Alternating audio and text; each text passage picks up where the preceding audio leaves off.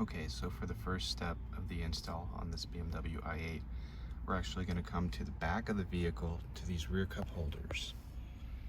Right here, we're going to pop this panel off. It comes off pretty easily if you just start in one of the corners and kind of wedge your way around. You'll feel the clips pop off, and then it lifts straight out. There's no connectors on the bottom, so just set it aside.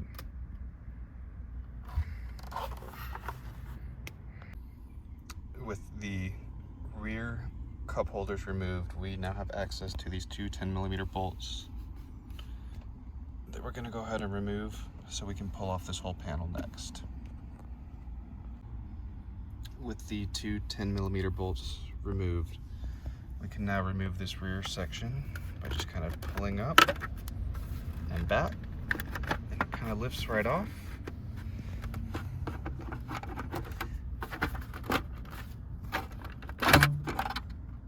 Again, nothing connected to it, so just go ahead and set it aside.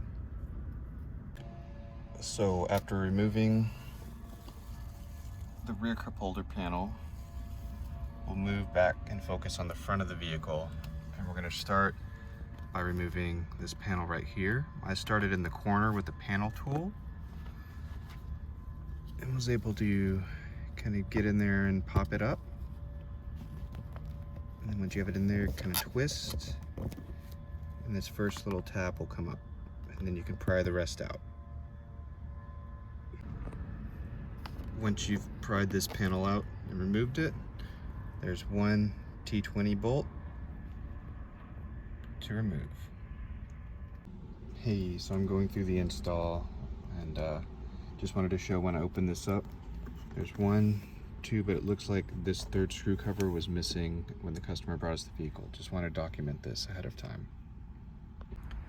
Once you have removed the 3 screws from this storage compartment in the center console, you just pull up and it pops right out, starting from this corner.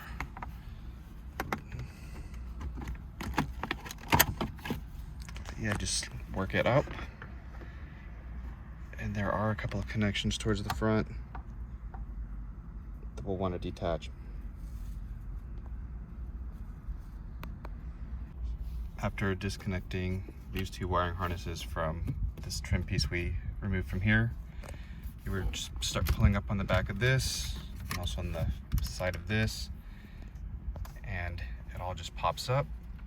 We're going to lift this up and make sure it clears the shift knob. You can pull the shift knob back if you need to add clearance for this hole. And we're going to make sure to document how all the connections underneath here are connected, so we know how to reconnect everything.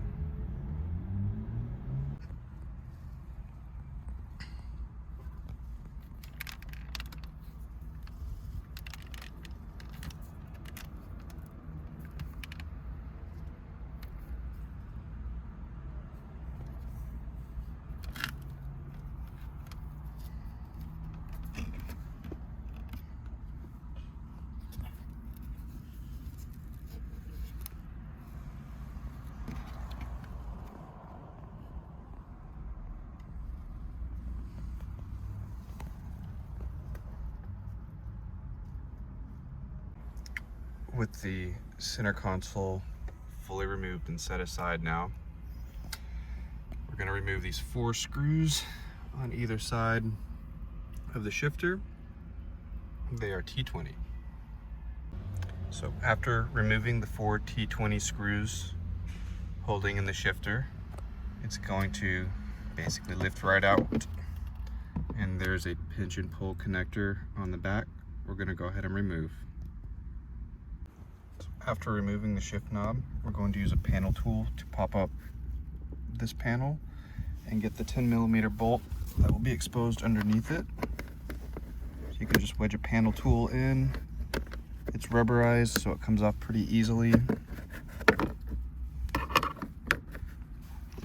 And you can see the bolt underneath. After getting the 10mm bolt in the armrest console, there are 2 more. One right here and one right here in front of where the rear cup holders were. We're going to remove next. After we remove the 10mm bolts from the center console and the rear cup holders, there are two more up front.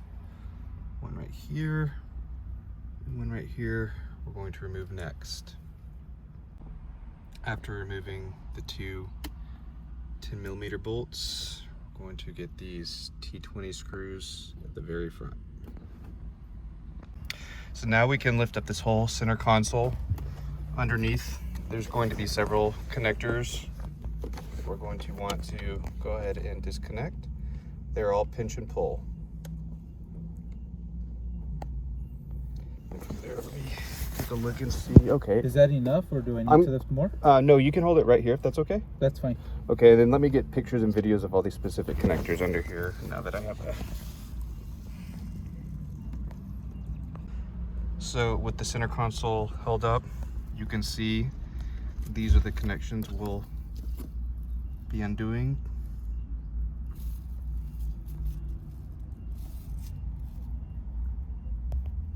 So I just want to explain these connectors with the circle on the end. The circle slides onto the clear part for the light.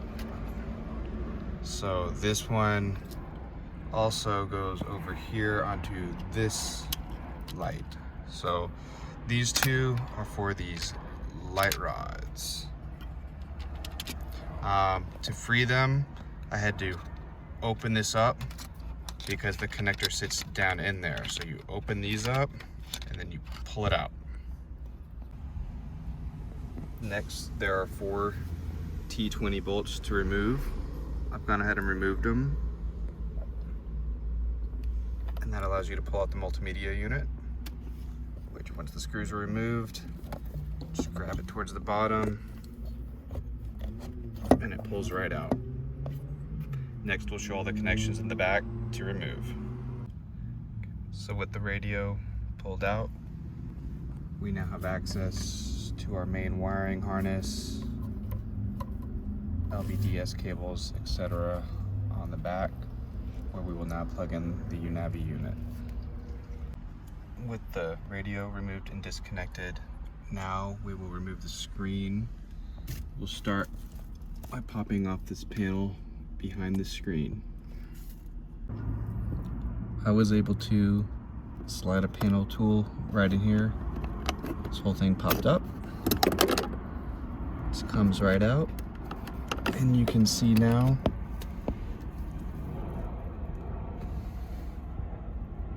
the 2 bolts we're going to remove.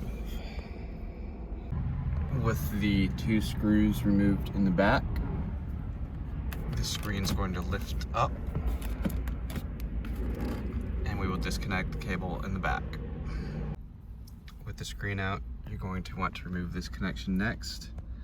I found it slightly difficult to hold in the tab right here and pull, so I just pinched it with needle nose pliers and was able to pull it right out.